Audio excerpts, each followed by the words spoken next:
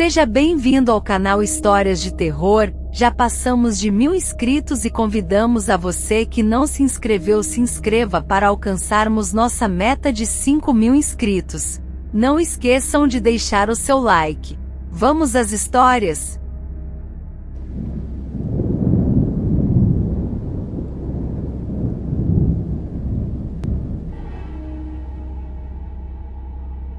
Eu sou uma mulher de 22 anos e em 2019 decidi baixar o Tinder alguns meses após um término de relacionamento difícil.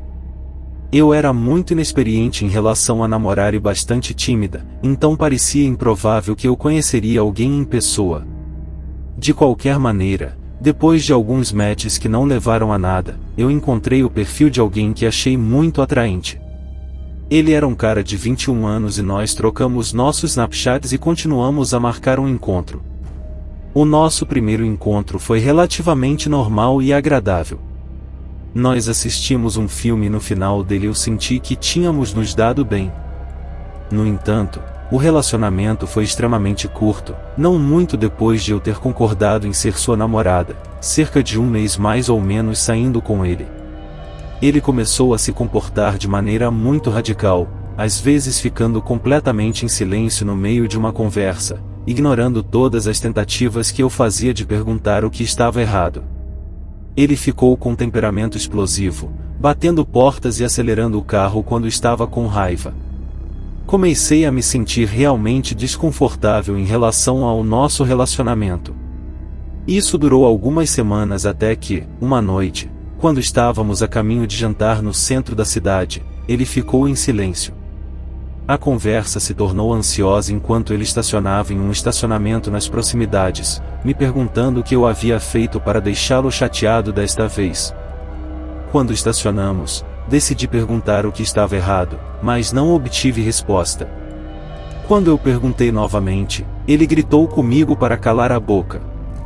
Eu fiquei completamente paralisada por um momento. Mas ao recuperar minha coragem, disse a ele que tínhamos terminado. Eu juntei minhas coisas do carro e fui para a cafeteria mais próxima para chamar um Uber. Era tarde da noite, então eu andei o mais rápido que pude, esperando que ele não me seguisse. Quando cheguei à cafeteria, notei que tinha várias chamadas perdidas dele. Eu o bloqueei em todas as redes sociais e decidi nunca mais contatá-lo, familiarizada com a dinâmica de relacionamentos tóxicos. E eu sabia que se ele pudesse falar comigo daquela forma, completamente sem motivo, provavelmente era capaz de muito, muito mais. Cerca de uma semana se passou enquanto eu começava a acalmar minhas emoções um pouco. Decidi confidenciar a um amigo que nunca havia conhecido esse cara, aliás, sobre o que aconteceu, me sentindo completamente envergonhado o tempo todo. Algumas noites depois, recebi uma mensagem de texto do mesmo amigo que era uma captura de tela de uma mensagem direta do Instagram de alguém que ela não seguia. Meu ex-namorado havia dito algo como: "Sinto muito que tenhamos que nos encontrar assim, mas fulano está me ignorando. E eu preciso falar com ela." Meu coração afundou depois de ler isso. Decidi enviar uma mensagem para todos os meus amigos separadamente e deixá-los saber o que havia acontecido, caso acontecesse com eles também. Mais tarde naquela semana, comecei a receber várias mensagens de várias contas. Todas sem foto de perfil ou postagens anteriores. Eventualmente, cedi e respondi a uma, afirmando que o relacionamento havia acabado, que não queria mais ouvir falar dele e bloqueando imediatamente as contas depois. Com o tempo, sem ouvir uma palavra por semanas, pensei que havia chegado ao fim da situação, até que, ao caminhar até meu carro, vi algo pendurado na alça da minha bolsa. Era um colar que eu havia dado a ele. Ele só havia me buscado em casa uma vez antes. O pensamento de lhe dirigir até minha casa, que fica a cerca de meia hora do lugar dele, mais cedo naquela noite, me deixou assustada por um tempo. Não era de forma alguma um colar caro. Pensei que talvez fosse a maneira dele de reconhecer que havíamos terminado 2 meses depois. Eu estava trabalhando em uma pequena boutique perto da minha casa, onde uma das minhas responsabilidades envolvia atender o telefone várias vezes ao dia. Então, quando o telefone tocou, não pensei nada sobre isso, mas quando atendi, reconheci imediatamente sua voz. Ele começou a falar sem parar sobre querer sua blusa de volta. Mas eu desliguei antes que ele pudesse terminar. Foi a última vez que contei a alguém com quem estava saindo onde trabalhava. Eu estava completamente perdida neste ponto, especialmente considerando que ele nunca havia me ligado no trabalho enquanto estávamos juntos. Isso me levou a perguntar como ele sabia quando eu estaria trabalhando? Em que dia e que horas? Eu contei à minha irmã mais velha sobre a situação e, sendo muito protetora, ela mandou uma mensagem para ele. Ela disse a ele para me deixar em paz e até se ofereceu para devolver o moletom por mim. Ele recusou e insistiu em se encontrar pessoalmente comigo para pegá-lo. Quando ficou claro que ele não queria realmente o moletom de volta, ela o ameaçou com uma ordem de restrição, a qual ele não respondeu. E essa foi oficialmente a última vez que ouvi falar dele. O tormento, os apelos, as mensagens não solicitadas duraram mais do que o relacionamento. Não tenho certeza do que fiz para merecer toda a atenção não solicitada, mas fico feliz que tenha acabado abruptamente quando acabou. Mulheres, não sintam vergonha ou constrangimento ao confidenciar com os outros sobre as coisas desagradáveis que vocês são expostas. E rapazes, não sejam assustadores.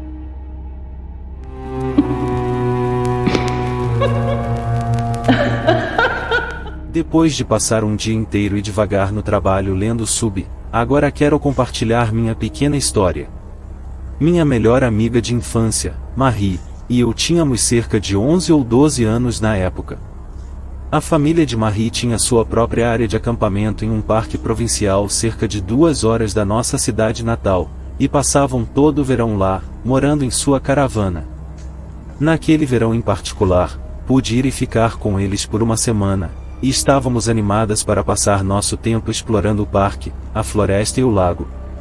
Na última noite em que estive lá, decidimos que queríamos ir correndo para a sorveteria perto do lago antes que ela fechasse.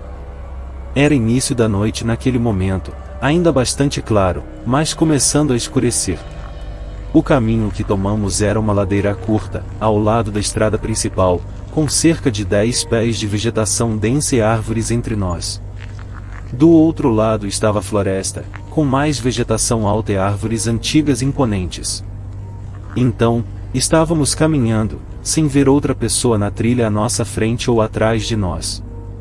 De repente, ouvimos o som de folhas se mexendo e galhos se partindo, semelhante ao som de um veado ou outro animal se movendo pela floresta. Eu não teria pensado em nada disso. Mas então o som de passos correndo segue Marie e ela olha para trás sobre o ombro. Ela se lança em direção ao meu braço, sussurrando para eu não olhar para trás ao mesmo tempo. Ao mesmo tempo, o som de correr para. Eu não sei por que não a ignorei e dei uma olhada eu mesmo. Acho que podia sentir o medo muito real em sua voz e escolhi escutar os dois. Ambas começamos a entrar em pânico, sentindo aquela sensação de quando você está subindo as escadas depois de apagar a luz do porão. Aceleramos o máximo que podemos sem entrar em uma corrida completa, sabendo que a praça do parque, com a sorveteria, o carrossel e, mais importante, as pessoas, está a apenas cerca de 1 minuto de distância nesse ponto. O caminho logo se divide e nos encontramos no estacionamento. De repente, Marie me puxa com força para a esquerda, em direção ao lago e ao aluguel de barcos, em vez de continuar em linha reta para a praça. E eu concordo silenciosamente, entendendo que sorvete não é mais de interesse. Estamos ambas olhando ao redor, mas parece que o que assustou não está em lugar nenhum à vista. Marie se aproxima do aluguel de barcos, pega um caiaque e começa a remar em direção ao meio do lago enquanto passamos. Remamos, ela me diz que havia um homem atrás de nós e que aquele homem parou abruptamente de correr em nossa direção ao fazer contato visual com ela. Ele estava vestindo um longo casaco preto com o capuz para cima, apesar de ser o meio de julho. Ele tinha um sorriso terrível no rosto, E ela jurou que, quando ele parou de correr, viu ele guardar algo brilhante em seu casaco. Parecia que ele havia acabado de sair dos arbustos depois que passamos por ele. Dados os sons que ouvimos antes dele vir correndo em nossa direção, chegamos ao centro do lago e paramos de remar. Eu pego meu Nokia tijolão, que meus pais, graças a Deus, me deram, apenas no caso de algo acontecer, e peço para Marie ligar para seus pais virem nos buscar. Enquanto o telefone toca, vejo que ela olha para além de mim em direção à costa e fica pálida. Ela levanta uma mão em direção ao que está vendo. Eu me viro e lá estava o homem nos observando.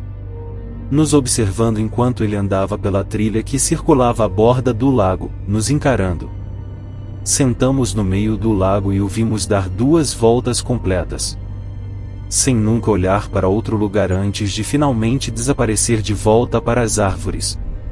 Demorou algumas tentativas para conseguirmos falar com a família dela.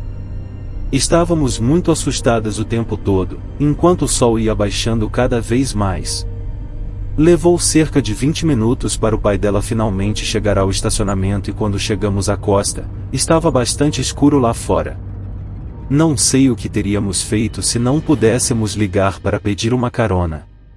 Olhando para trás, não sei por que não fomos à sorveteria e pedimos ajuda a um adulto e para seus pais nos buscar lá, mas deu tudo certo. Voltamos em segurança e, felizmente, nunca mais vimos aquele homem novamente.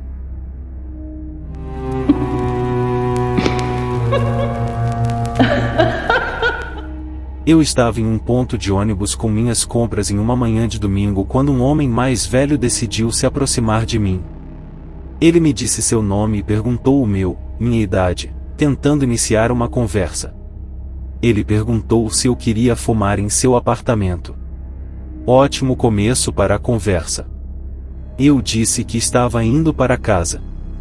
Ele se ofereceu para ligar para um táxi e discou o número no telefone. Eu olhei para a tela do telefone e perguntei por que ele não usava o Uber. Ele respondeu que não funcionava em seu telefone, apesar de estar claramente usando um sistema operacional Android padrão. Ele falou em espanhol por cerca de 30 segundos. A única parte que entendi foi quando ele disse o nome da intersecção onde o ponto de ônibus estava. Depois de desligar, ele perguntou se eu morava com alguém e se eles estariam esperando por mim em breve. Eu respondi que morava com meu pai. Ele parecia alcoolizado ou talvez não estivesse totalmente lúcido durante o encontro.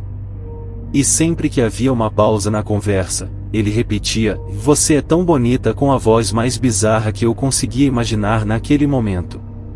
Nesse ponto, eu estava extremamente desconfortável e pensando em uma maneira de sair da situação. Eu queria passar um pouco de batom. De repente, ele tocou meu rosto e limpou o excesso dos meus lábios, em seguida, agarrou meu queixo, como se estivesse tentando me beijar. Eu o empurrei no peito, peguei minhas sacolas de compras e disse de forma ríspida, "Eu preciso ir, tchau." Ele gritou, "Desculpa." Conforme eu seguia em direção a uma parada em uma rua mais movimentada, alguns meses depois, li nos jornais que um homem havia tentado atrair um garoto de 14 anos para seu carro a algumas quadras de onde encontrei esse maluco. Eu não teria feito a conexão se não tivesse lido a descrição do adolescente e visto o retrato falado da polícia. Era um verdadeiro sósia do idiota com quem eu me deparei. O que mais me chamou a atenção foi a altura. Ele era apenas alguns centímetros mais alto do que eu, que tenho 1,50 metros. A descrição do menino descrevia como sendo entre 1,65 metros e 1,70 metros. Não tenho certeza se eles já pegaram esse cara, mas não o vi desde então. Foi definitivamente inquietante, mas estou mais impressionada com as táticas óbvias e pouco sofisticadas dele. Parecia que eu estava jogando um tutorial de um jogo sobre como não ser roubada. Além disso, a cannabis é legal no meu estado agora. Ninguém precisa mais ficar com velhos estranhos para conseguir nada.